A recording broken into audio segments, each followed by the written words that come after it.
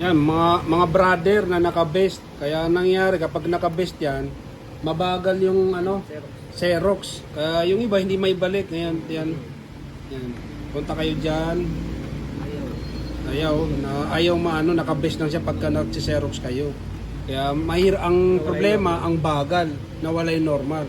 Kaya paano yan ibalik sa normal or mabilis mag-Xerox. Ito, ganito. Yan, best, tapos yan. Mono, maintenance, tapos initial setup, ayan, date, reset, ayan, i-reset nyo, and all settings, kasi network, all settings, ayan, reset, ayan, ayan, reboot, pagka restart nyan, pag on nyo ulit, naka normal na yan. Press, may option na kayo.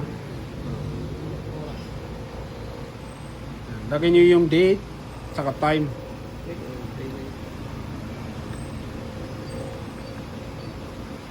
56, yan. January. Yan. Yan.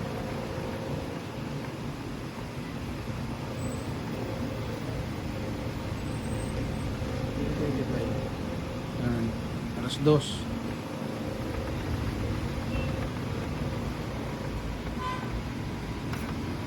PM. Yan. Normal na, hindi na siya naka-best. May option na, ayan o.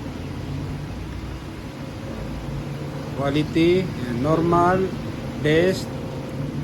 Yan, ganun lang. Kaya yun, kung wag niyo pong kalimutan i-like, i-share yung ating video. Maraming salamat.